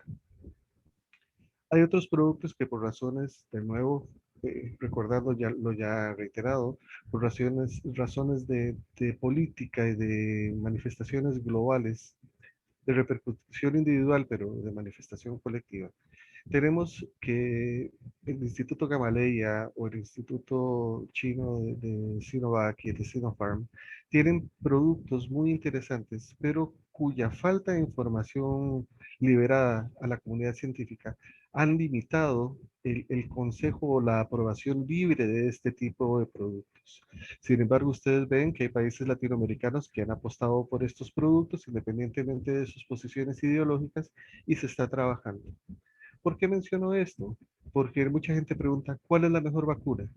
Para la realidad que vivimos, yo considero que la mejor vacuna es la que está puesta. Porque si hay una vacuna puesta, significa que hay un sistema que está procurando adquirirlas. Finalmente, que los sistemas de salud privada puedan aplicarlos. Yo creo que sí, es posible, pero también obedece a las políticas que cada gobierno localmente dicta y ejecuta. ¿Por qué? Porque cabe la posibilidad, desde que haya un registro inadecuado de cuáles son las personas o las cantidades vacunadas, hasta que desgraciadamente se pueda presentar lo que siempre sucede en la naturaleza humana, que siempre la gente da lo que puede dar, el que da bien da mejor, el que da mal da peor. Y si ya se han visto que han habido fracturas y hay mercado negro en un sistema controlado, en un sistema más abierto, más difícil de controlar, pues desgraciadamente hay que pensar en que eso se puede presentar con más facilidad. Gracias. Gracias, doctor Avilés. Doctor Sáez Llorens, ¿usted qué opina al respecto? ¿Los criterios de vacunación han variado de país en país? Bueno, yo comparto lo que decía el doctor Avilés, de que esto debe obedecer a políticas de cada país, ¿no? Decisiones de cada país, y pueden ser cambiantes en el tiempo porque la misma pandemia ha sido bastante dinámica en su evolución, ¿no? Quitando quizás los dos principales, a mi juicio, grupos de riesgo, que es el personal de salud, porque necesitamos que los hospitales estén abiertos precisamente para atender a la gente, y las personas que que tienen mayor riesgo de hospitalización y fallecer, que son las personas adultos mayores de 60 años o personas con comorbilidades. Esos realmente deberían ser los dos primeros grupos en vacunarse, ¿no? Y ya después, los grupos a vacunarse van a depender de las situaciones particulares, epidemiológicas y sociales de cada país, ¿no? Trabajadores esenciales, por ejemplo, en áreas que son importantes para la economía, el sistema de transporte, por ejemplo, también, porque se dan muchos contagios en el transporte, los profesores, por ejemplo, en los centros educativos, porque la educación ha sido una de las áreas más golpeadas en esta pandemia y necesitamos que los jóvenes vuelvan a sus clases, ¿no? Así que en ese sentido, pues tiene que haber algún tipo de diferenciación entre países dependiendo de sus particularidades, ¿no? Así que yo diría que eso es muy importante, ¿no? Lo otro que comentaba el doctor Avilés también, a mi juicio, es relevante, es el tema de qué vacuna vamos a utilizar, ¿no? Aunque lógicamente la que está en el brazo es la más importante porque eso va a depender del acceso que tenga cada país a las vacunas. No todas las vacunas van a lograr que la inmunidad colectiva se logre con el mismo porcentaje, ¿no? A veces con las vacunas que tienen más protección desde el punto de vista de infección global, nosotros quizás podemos llegar a la inmunidad colectiva antes que las vacunas que a lo mejor impactan solamente la hospitalización y la mortalidad, ¿no? Entonces, todas esas consideraciones son importantes en salud pública a tenerlas en cuenta, ¿no? Gracias, doctor Sáez. Y doctor Valdés, ¿qué piensa usted con respecto a los criterios de vacunación? ¿Varían de país en país? ¿Cómo funciona? A mí me parece que ha habido como un marco regulatorio que ha sido observado por los países, o puedo hablar muy claramente de Guatemala, muy ligado a lo que establece la Organización Mundial de la Salud, la OMS o la OPS en la región de las Américas, ¿no? Y esto ha significado, por un lado, ordenar muy bien, y ya lo han dicho justamente, apostarle y apuntarle en términos de vacunación a los grupos de mayor vulnerabilidad y obviamente al sistema de salud, que probablemente en términos biológicos no son los más vulnerables, pero en términos de su presencia cercana al virus esto. Pero quizás el mayor criterio al final ha sido el tema de la disponibilidad, ¿no? Porque pudimos establecer en Guatemala, o se pudo establecer en Guatemala, yo no, lo hemos visto un tanto de lejos, 70 años, 60 años, primero los trabajadores de salud en primera línea, pero todo esto está sujeto justamente a la disponibilidad de la vacuna. O sea, en tanto no haya vacuna, cualquier segmentación o cualquier criterio se viene abajo. Y usted hacía también una pregunta, ¿no? ¿Va a estar en las farmacias privadas? Yo esperaría que todavía no. Por favor, démosle la oportunidad a la población de que tenga acceso. No todos tendrán acceso a un mercado privado. Hoy lo estamos viendo en Guatemala, un buen 48% subió en 2 meses los viajes a Estados Unidos, ¿sí? Comparado con enero de este año, los últimos 2 meses. Eso significó gente que está yéndose a vacunar a Estados Unidos, pero tiene esa capacidad. Realmente, otra vez, con un 60% de población en pobreza, no lo van a hacer. Entonces, le corresponde al Estado utilizar a estos segmentos de la vacuna para estos segmentos económicos, que entonces aquí hay una variante en términos de criterios económicos. además de los criterios de la OMS, muy de los criterios propios del país o las particularidades, que es proteger a la población que de plano no tiene los recursos para poder acceder al mercado privado. Muchísimas gracias, doctor Valdés. Y antes de cerrar, nos ingresa una pregunta muy interesante que quisiera hacerle al doctor Vargas para que nos responda con perspectiva regional. ¿Cómo hacer frente a la desinformación que brindan algunos médicos negacionistas que promueven el temor a la vacunación basándose en teorías científicas? Esta es una pregunta realmente complicada. Yo creo que aquí valdría la pena conocer la experiencia, más bien el planteamiento que pudieran tener los colegas que comparten conmigo la actividad. Ese es un tema bien complicado, ¿verdad? Porque existe, digamos, esta realidad. Hay gente, y no solamente médicos, profesionales en general de la salud, que digamos que se resisten muchas veces a aceptar la enfermedad y lógicamente se resisten muchas veces a aceptar, digamos, lo que es la vacuna como una respuesta correcta, digamos, para el abordaje de la enfermedad. Y finalmente se hace uso de teorías, digamos, de información que circula en redes sociales y hasta en publicaciones, ¿verdad? Porque uno ve que hay gente que publica en medios de opinión, no estoy hablando de publicaciones científicas, pero sí en medios de opinión, haciendo, digamos, rescatando información que confluyen, que digamos que articulan y finalmente tratan de generar, digamos, respuestas o planteamientos negativos para poder que la gente responda, digamos, de una manera correcta digamos, al problema, ¿verdad? Entonces, la gente hace mucho caso de esto, ¿verdad? Y yo creo que los medios en esto pueden generar realmente digamos, un aporte realmente relevante en esta estrategia que se ha venido desarrollando por parte de los medios también y por parte, digamos, de las instituciones que oficialmente tienen digamos, el abordaje del problema, de que la gente antes de creer en información, aunque sea de médicos o profesionales de la salud, de médicos que circulan, de información que circula en redes, primero corroboren si realmente esto es, de dónde viene, digamos, esta información, quién está, digamos, generando esta información, de dónde proviene, aunque lo digan los médicos. Entonces creo que esto es importante, digamos, de tener en consideración. Pero sí es realmente un problema muy serio y que de una u otra manera pues está limitando pues que la gente responda de una manera correcta. Y lo estamos viendo muy claramente en Estados Unidos, ¿verdad? Donde hay un grupo muy importante de gente que se resiste, digamos, a vacunarse. Y esto proviene de que hay, digamos, circulando información y muchas veces información que se considera científica en contra, digamos, de los procesos de vacunación. Entonces es un reto muy grande, ¿verdad?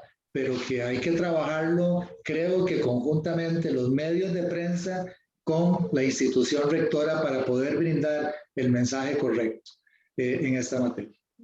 Muchas gracias, doctor Vargas. No sé si alguno de los doctores panelistas quisiera también responder. Gracias, doctora Avilés. Tiene la palabra 2 minutos, por favor. Gracias, con gusto. No, yo quiero agregar que cada persona cree en lo que quiere creer, acorde con su bagaje cultural, educativo, social, ambiental. En la medicina hay 3 aspectos que explican la enfermedad: el aspecto mágico, el aspecto místico y el aspecto científico. Este último es el más difícil de comprender para la mayoría de la gente.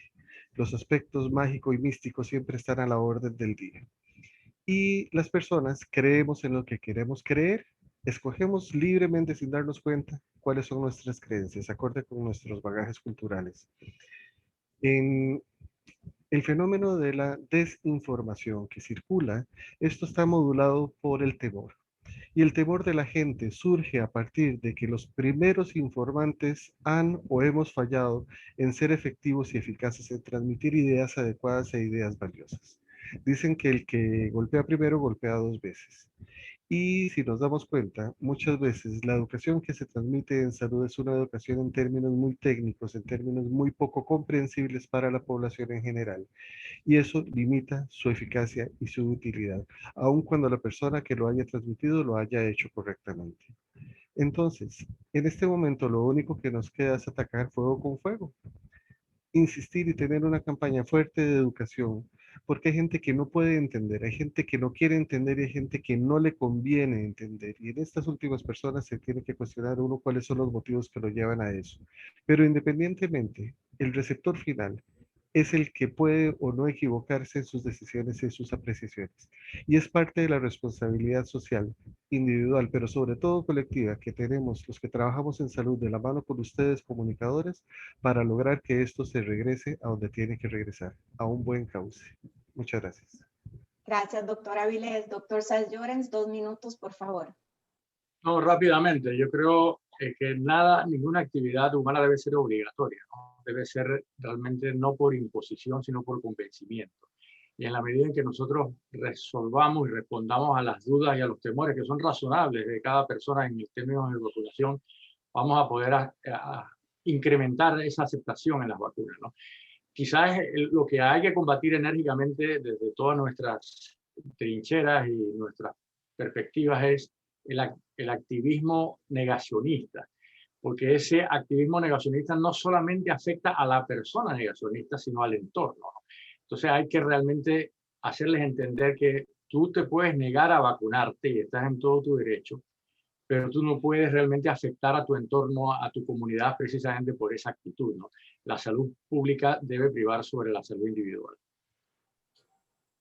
Muchas gracias, doctor Sáez Llorens. Con esto cerramos nuestro periodo de preguntas y respuestas, agradeciendo la participación de estos médicos prominentes de nuestra región que han compartido con nosotros.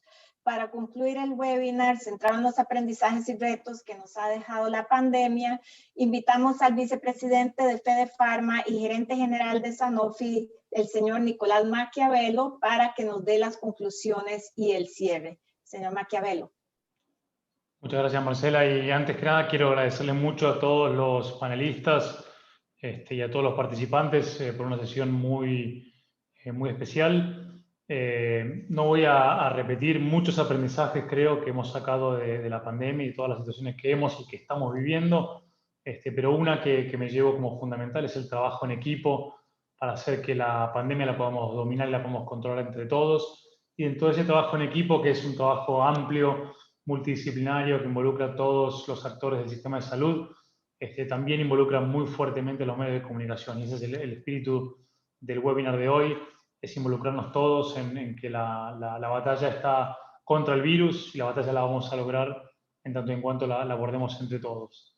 Así que sin más, les agradezco muchísimo en nombre mío personal y en nombre de FedePharma. Y bueno, vamos a estar en contacto ahí para responder preguntas adicionales si es que las tienen. Así que muchísimas gracias a todos y lamentamos un poco el tiempo que nos hemos pasado. Muchas gracias.